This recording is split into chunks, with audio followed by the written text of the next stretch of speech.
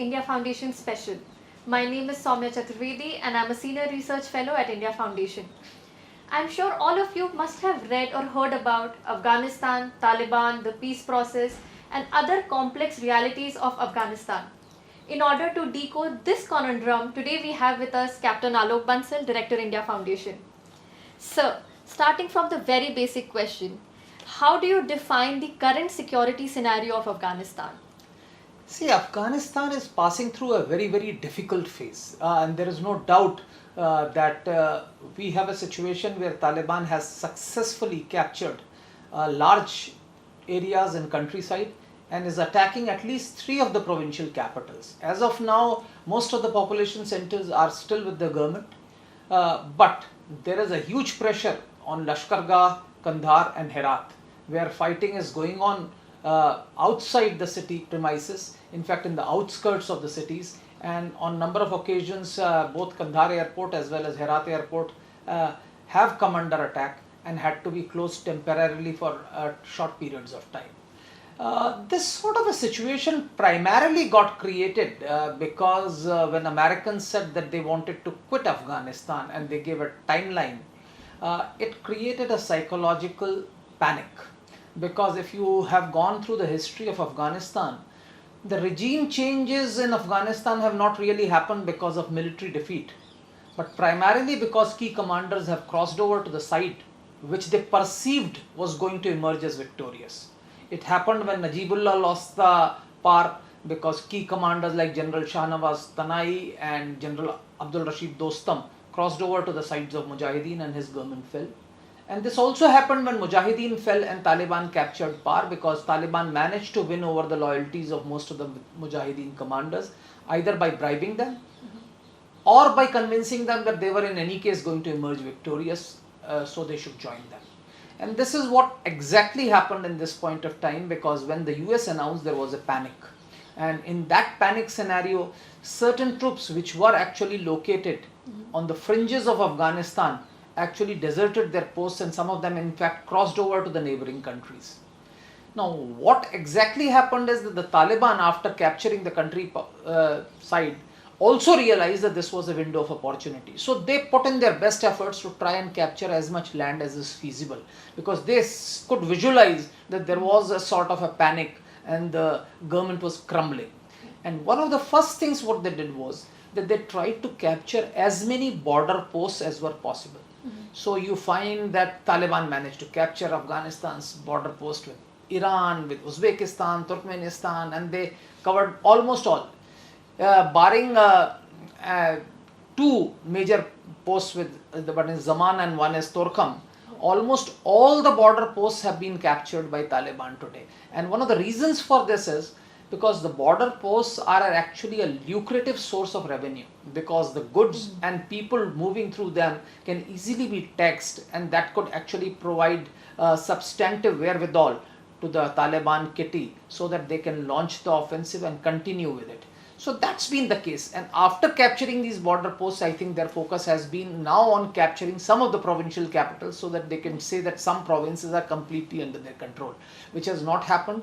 But as of now, these 3 provincial capitals are under intense pressure, but government forces, after the initial chaos, have reorganized and are now giving Taliban a befitting reply. And in fact, they have not only withheld Taliban offensive, in certain areas they have managed to repulse Taliban offensive, and I am quite confident that security forces can hold on their own, provided Afghan government has provided the economic wherewithal to sustain this sort of a force and provide for them. Right. So you spoke about the US withdrawal. Some days back we also saw the foreign minister of China meeting Mullah Baradar. So how do you see, or how do you envision all of these events playing out in the neighborhood of Afghanistan? How will it affect the geopolitical realities of the neighborhood and of the global order in large? See, we need to understand that contrary to what the West believe, Taliban is an ideologically committed output. And irrespective of what they promised in Doha to Ambassador Zalmay Khalilzad, they are not going to abide by it. And whatever we have seen in last month and a half, clearly indicates what Taliban's thinking is. The way they have treated people in the areas occupied by them very clearly says that they are not going to abide by even a singular promise that they made to Ambassador Zalmay Khalilzad or to the US or to the international community. Having said that, we also need to understand what is the relationship between Al-Qaeda and Taliban. The US emphasis has been that Taliban have agreed to dissociate themselves from Al-Qaeda. What many people do not realize is that there are certain theological requirements of jihad. And Al-Qaeda's theological requirements of jihad only get met if they are one with Taliban. In fact, more significantly, we need to understand that all through its existence, Al-Qaeda have always talked of waging a jihad under Amirul Muminin, that is the leader of the righteous, who was earlier Mullah Omar and is now Mullah Akhundzada. They have never said that they want to wage a jihad under the leadership of Osama bin Laden or Ayman al-Zawahiri today. So because jihad actually requires a righteous leader, it also requires a territory under its control. Now both these requirements get met only with Taliban, because in Taliban leadership they have a righteous leader, and if Taliban captures power in Kabul, they have an Islamic Emirate which they can then use as a base to launch jihad. So the moment Kabul falls to Taliban, you will see that this jihad being exported globally, initially to the regional countries and then to the globe.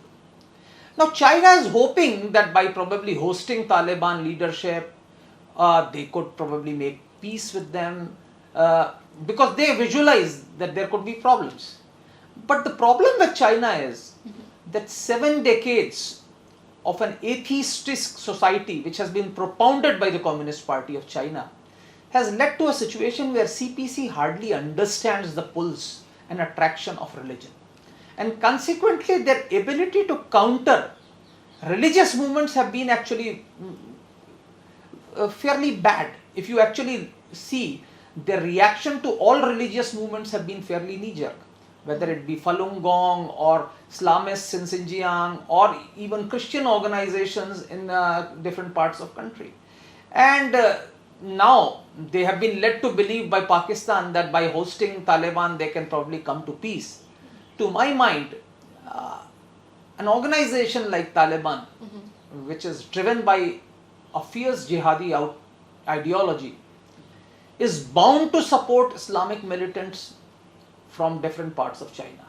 So any Islamic organization which is fighting China, be it in Xinjiang or in rest of China, will inevitably get the support of Taliban, and this will pit China against Taliban at a future course of time. At the moment, both China and Pakistan feel that they will benefit from this sort of a thing, because at this point of time there were a lot of countries in the neighborhood of Afghanistan whose primary objective was to ensure that US pulls out of this. Countries like Iran, Russia, China, their primary objective at this point of time was to ensure that the US pulls out. But having achieved that objective, and once Taliban captures power in Afghanistan, it's going to be a different ball game, because Taliban, its orientation, its ideology is going to pose a problem to all these countries. And that brings me eventually to India, which is going to be severely affected by this capture of power in Taliban. A lot of people in India, we have a lot of analysts who believe we can talk to Taliban, we must reach out to Taliban. Sir, sorry to cut you in between. We'll come to India a little later. So taking cue from what you just spoke, how do you think Taliban coming to power will affect the minority? You spoke about the ideological front, but how will it affect the minorities in Afghanistan? See, we have seen how Taliban have dealt with minorities. And here I am not talking only of religious minorities. Taliban will deal with any minority which does not view or which does not conform to their narrow sectarian worldview.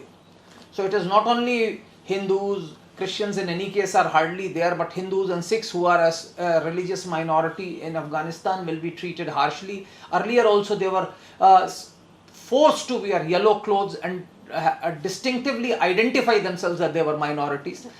But even more significantly, the Shias, the Ismailis, or even within the Sunni Brotherhood, the people who do not conform to the narrow Wahhabi or Deobandi outlook which Taliban propounds are going to be affected. There have been cases where people believing in certain Sufi ideologies which do not conform to Taliban's narrow worldview were targeted, and this would happen.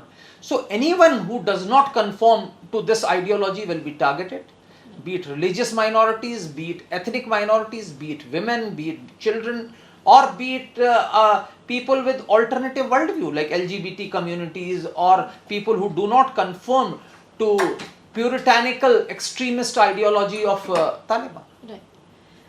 So, you spoke about India, and I wanted to come to you for that. There's a spectrum, like you said. There are experts, political pundits who say that Taliban should be entertained. India should get into a dialogue with them because eventually they will come to power in Afghanistan, and Afghanistan is an important neighborhood for India. On the other hand, we have experts who say that Taliban, being a terrorist organization, should not be entertained at all. So, where do you place yourself in this spectrum? One. And second, most importantly, how do you think either of these decisions will play out in India? What is the repercussion that India faces if it actually entertains Taliban or engages with them? And what happens if they choose not to? See, firstly, there are a lot of people who talk of engaging with Taliban. Firstly, these people don't understand theology. And because theology is not a subject that is taught in Indian universities as far as international relations is concerned.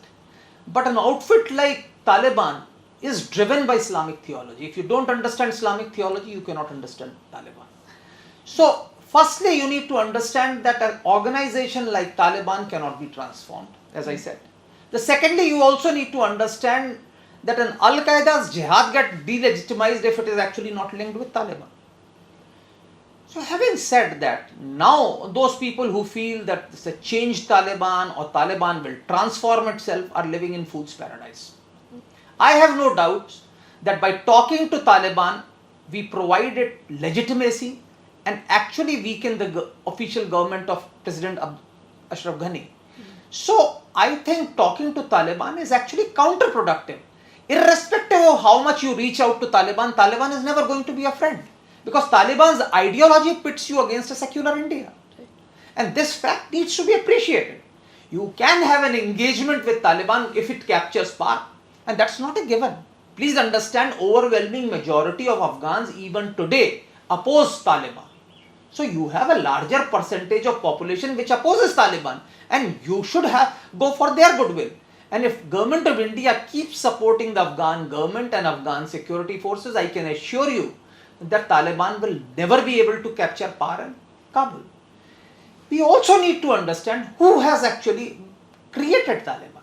Pakistan has created Taliban. There have been so many creators of Taliban in Pakistan, starting from Maulana Fazlul Haq to Major General Nasrullah Babar, who all claimed the fatherhood of Taliban. Now, Taliban has been nurtured by Pakistan. When it was under attack from US, their leadership was housed. Why is Mullah Baradar moving around? Because he was in Pakistani control for so many years. And now what happens is, even today when Taliban is fighting the Afghan National Security Forces, there are very clear reports that ISI officials as well as Pakistani army officials are advising them, are actually there with Taliban fighters on the front line. So much so that when Spin Boldak was attacked and Afghan Air Force wanted to repel the Taliban, Pakistani Air Force came into direct support of Taliban. Now that shows that irrespective of what you do, as far as Taliban is concerned, its orientation will always be with Pakistan. More significantly, Taliban propounds a worldview which is contrary to the avowed beliefs of India. Our constitution, which talks of secularism, it actually works against it. Taliban has a very, very narrow sectarian worldview, which actually sees it through their perceived understanding of the Islamic theology. Now, so how can Taliban's capturing of power in Afghanistan help us? Please understand, if Afghanistan falls to Taliban, it would export its Islamic ideology across the frontiers. And one of the areas where it will be exported to is India. We also need to understand that the foot soldiers of Taliban who are today fighting the Afghan National Security Force are not going to start plowing the land just because Taliban captures power in Kabul. They would only relocate themselves to another battlefield. And now, one of the arena where they are likely to come is actually Kashmir and India. So we have to fight the Taliban inevitably. And this fact must be understood. Now it is left to the people whether they want to fight the Taliban in Kabul or they want to fight the Taliban at Wagah or in Kashmir. So this decision the people of this country and the government have to take. And to my mind, it makes far more sense to fight the Taliban in Kabul than to fight them in India's frontiers or inside India.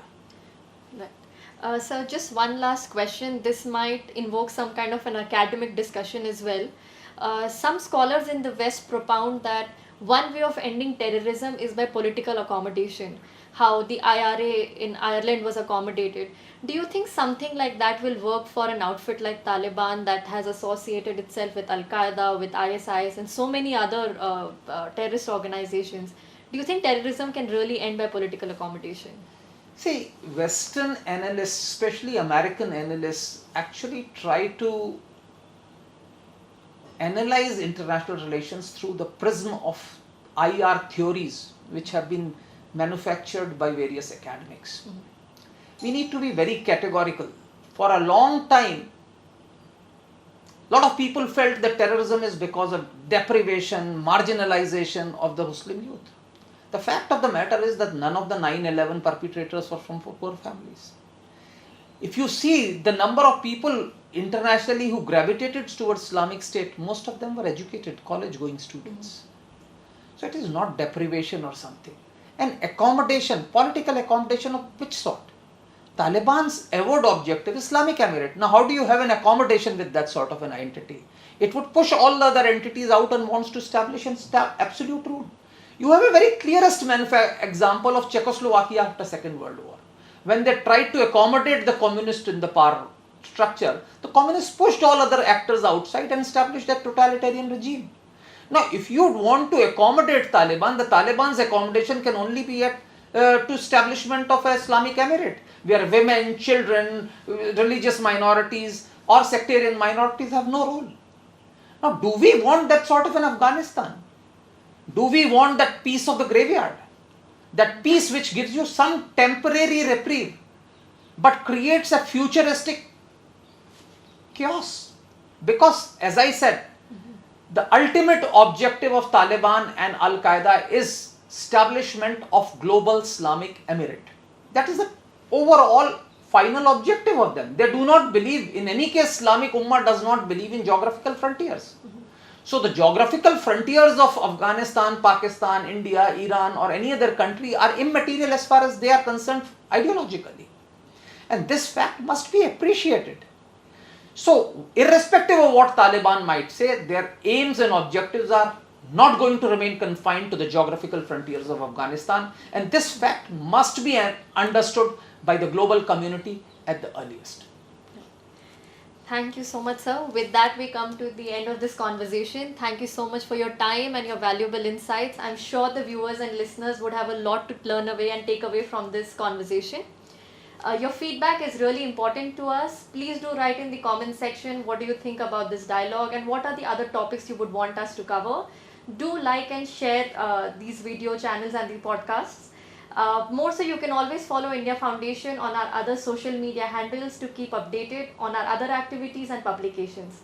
Thank you for tuning in. Thank you.